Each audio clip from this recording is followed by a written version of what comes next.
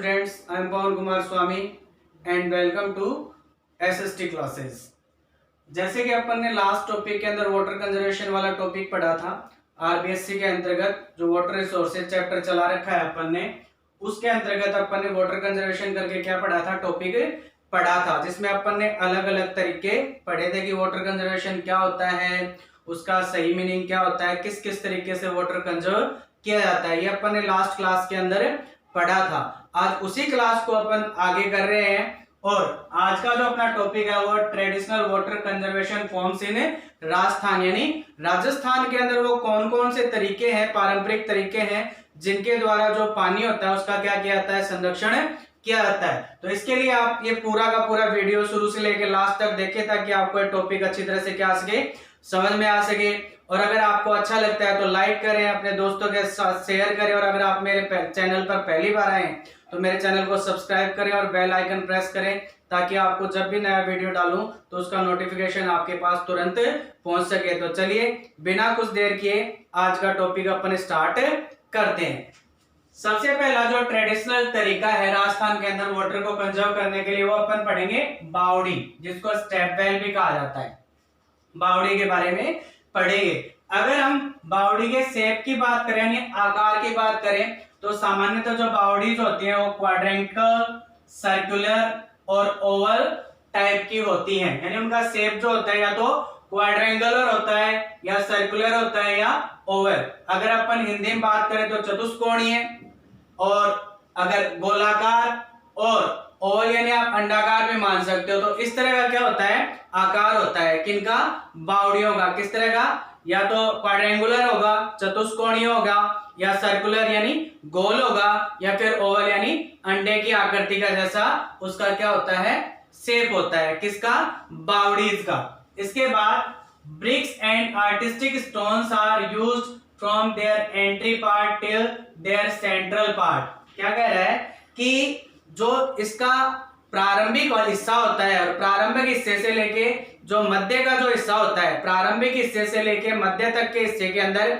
इसके अंदर मुख्यतः तो ब्रिक्स का प्रयोग किया जाता है या आर्टिस्टिक स्टोन्स होते हैं यानी ईंटों का और कलात्मक पत्थरों का क्या किया जाता है, प्रयोग किया जाता है। कहां से कहां तक, एंट्री पॉइंट से लेकर और कौन से पार्ट तक, सेंट्रल पार्ट तक। किसका प्रयोग किया जाता है, या तो ब्रिक्स का प्रयोग किया जाता है या आर्टिस्टिक स्टोन्स का प्रयोग किया जाता है। किसके अंदर, बावड़ी के अंदर। इसके अलावा veranda type structures are present in their front side, यानी जो इनका अगला हिस्सा होता है, किनका, बावड़ीज का जो आगे का हिस्सा होता है, आगे का हिस्से का जो स्ट्रक्चर होता है वो प्राय किसके तरह का होता है, जो बरामदा होता है, बरामदे की तरह इसका क्या होता है, स्ट्रक्चर होता है। किसका, बावड़ी का। कौन से वाले हिस्से की बात कर रहे हैं अपन, फ्रंट साइड की बात कर रहे हैं कि जो फ्रंट साइड वाला जो हिस्सा होता है उसका स्ट्रक्चर कैसा होता है, तो उसका स्ट्रक्चर किस प्रकार का होता है, वरांडा टाइप होता है। इसके अलावा steps are built to reach these parts, ये जो अलग अलग हिस्से अपन ने पढ़े, सेंट्रल पार्ट पढ़ा, इसके अलावा एंट्री पार्ट पढ़ा, और भी बाकी के जो हिस्से होते हैं वहां तक पहुंचने के लिए किनका निर्माण किया जाता है, सीढ़ियों का निर्माण किया जाता है ताकि वहां पर आसानी से क्या किया जा सके, पहुंचा जा सके। इसके अलावा artistic arches, pillars and ventilators are built on the ladders, यानी जो सीढ़ियां होती हैं इनकी, जिन सीढ़ियों के द्वारा बावड़ी के अंदर जाया जाता है और वापस आया जाता है। बावड़ियों मतलब उन सीढ़ियों के आसपास क्या बनाए जाते हैं, आर्टिस्टिक आर्क्स बनाए जाते हैं, पिलर्स बनाए जाते हैं और वेंटिलेटर्स यानी कि स्तंभ बनाए जाते हैं, झरोखे बनाए जाते हैं।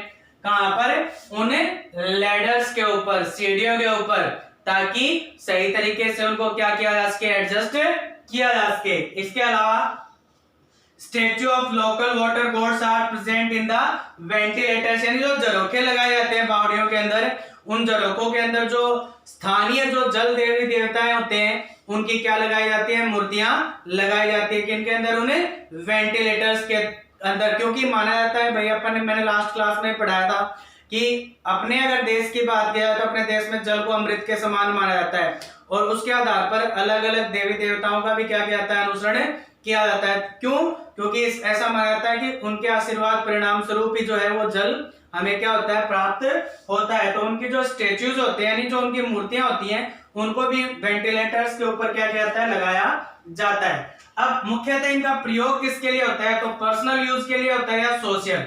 पर्सनल यानी व्यक्तिगत रूप से अगर काम में लेना है तो उसके रूप में भी बावड़ीज का निर्माण किया जाता है, और सोशल मतलब समाज के अलग अलग जो वर्ग हैं वो भी मतलब बावड़ी के अंदर जो पानी है उसका प्रयोग कर सके, तो इसके यूज का पर्पज पर्सनल भी हो सकता है और सोशल भी हो सकता है। इसके अलावा एक जो इंपॉर्टेंट क्वेश्चन बनता है वो ये बनता है कि कौन कौन से हमारे स्टेट के अंदर डिस्ट्रिक्ट है जहाँ की बावड़ियां बहुत ज्यादा क्या है, प्रसिद्ध है। तो सबसे ज्यादा जो बावड़ियां हैं हमारे राजस्थान के अंदर वो कहां पर है, बूंदी के अंदर। इसीलिए बूंदी को क्या कहा जाता है, city of the step wells भी कहा जाता है, नहीं सिटी ऑफ स्टेप वेल्स कहा जाता है, नहीं बावड़ियों का शहर कहा जाता है।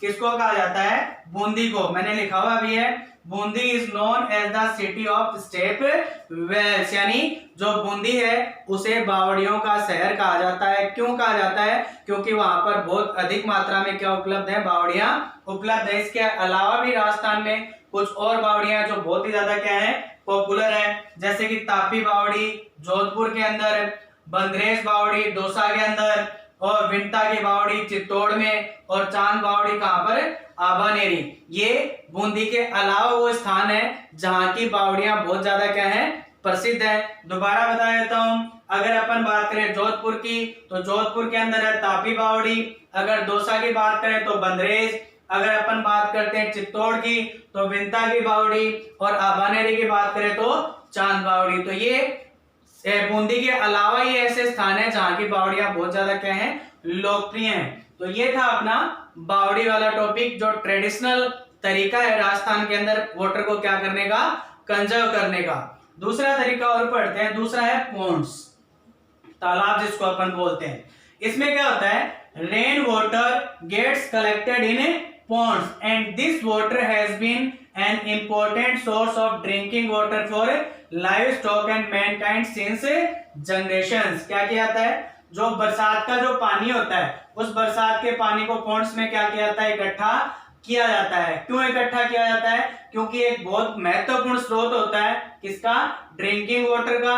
किनके लिए, जो पशुधन होता है, लाइव स्टॉक होता है उनके लिए, और मैनकाइंड यानी मनुष्य के लिए भी ये बहुत ही इंपॉर्टेंट सोर्स है किसका, वाटर का।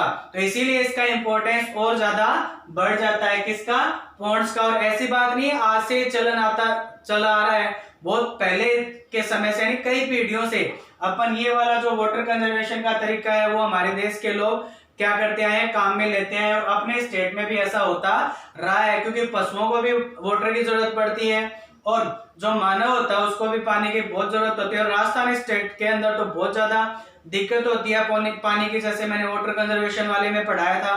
तो इस आधार पर इसका उपयोग और भी ज्यादा क्या हो जाता है, बढ़ जाता है। तो मैंने क्या बताया, पॉन्ड्स का प्रयोग किसके लिए किया जाता है, जो बरसात का पानी होता है उसको इकट्ठा करने के लिए किया जाता है, ताकि जो लाइव स्टॉक और मैनकाइंड है उसको ड्रिंकिंग वाटर के रूप में काम में ले सके। इसके अलावा most of the ponds are built near slopes. अधिकतर जो पॉन्ड्स होते हैं वो जो स्लोप होता है, ढलान के निकट बनाए जाते हैं। सिंपल सी बात है, ढलान होगा तो पानी आसानी से उसमें जाकर क्या हो सकता है, स्टोर हो सकता है। तो इसीलिए अधिकतर जो पॉन्ड होते हैं वो किसके निकट बनाए जाते हैं, स्लोप्स के निकट, ढलान जो होते हैं उनके निकट बनाए जाते हैं, ताकि पानी आराम से बहकर और पॉन्ड्स के अंदर क्या हो जाए, कलेक्ट हो जाए। तो इसीलिए स्लोप्स के निकट बनाए जाते हैं, क्या बनाए जाते हैं, पॉन्ड्स। इसके अलावा religious and social feelings are involve in building these pond. जैसे मैंने बताया कि इसके पीछे कई धार्मिक मान्यताएं भी है और सामाजिक मान्यताएं भी हैं।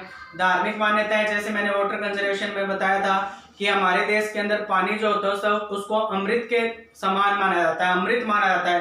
तो एक धार्मिक मान्यता है कि भाई पानी जो है वो अपने लिए बहुत ज्यादा इंपॉर्टेंस रखता है, चाहे वो खेती के आधार पर हो, चाहे पीने के आधार पर हो, और भी कई मायने में अपन क्या करते हैं, पानी को बहुत ज्यादा क्या मानते हैं, वैल्यूएबल मानते हैं। किसके अकॉर्डिंग, रिलीजन के अकॉर्डिंग। जैसे अपने को पता भी है कि जैसे जब भी अपने को अर्घ देना होता है या स्तुति करनी होती है तो अपन पानी के द्वारा ही करते हैं। तो इस मामले में इसका रिलीजियस भी बहुत ज्यादा स्ट्रॉन्ग बेस है।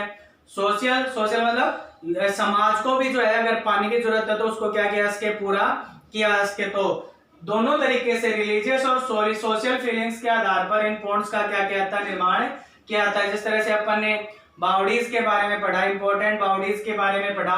वैसे ही अगर अपन राजस्थान की प्रमुख पॉइंट्स की बात करें तो उनमें से है पाली के अंदर हेमबास, अगर अपन भीलवाड़ा की बात करें तो सरेरी और मेजा ये पॉइंट है, और अगर अपन बात करें चित्तौड़ की तो बांकिया और सेनापानी ये चित्तौड़ के पॉपुलर पॉइंट्स हैं। इसके अलावा गढ़सीसर और गजरूप सागर पॉइंट जो है वो कहां पर है, जैसलमेर में।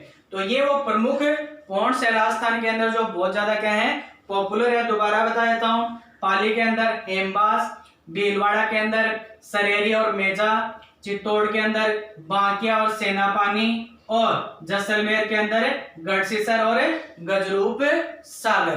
तो ये है पॉइंट्स के बारे में। तो आज अपन ने जो वाटर कंजर्वेशन के जो ट्रेडिशनल तरीके होते हैं जिनके द्वारा राजस्थान के अंदर वाटर को क्या किया था, कंजर्व किया था, उसमें से दो ट्रेडिशनल वेज अपन ने पढ़े। एक के अंदर अपन ने पढ़ा बावड़ी के बारे में, एक के अंदर अपन ने पढ़ा पॉइंट्स के बारे में कि किस तरह से इनके अंदर पानी क्या किया था, इकट्ठा किया जाता है और फिर उस पानी को किस इंपॉर्टेंट वे से काम में लिया जाता है। तो ये थी अपनी आज की क्लास। मैं सोचता हूं कि मैं आपको समझाने में अच्छी तरह से सफल हुआ होऊंगा और आप भी इसको अच्छी तरह से समझे ताकि आपको इस टॉपिक को लेकर कोई भी डाउट नहीं हो, क्योंकि इसके बारे में बहुत ही इंपॉर्टेंट क्वेश्चन बनता है। किसके अंतर्गत, फाइनल एग्जाम के अंतर्गत मान लो आप, क्योंकि और बहुत ही इंपॉर्टेंट टॉपिक है इसलिए क्वेश्चन भी बहुत इंपॉर्टेंट बनेगा और अधिक मार्क्स का ही बनता है। तो इसको अच्छी तरह से वीडियो को देखें ताकि आपको ढंग से समझ में आ सके। इसके अलावा keep learning and be happy in your life and always learn something in your life. Thank you so much. मिलते हैं इस चैप्टर की नेक्स्ट क्लास में।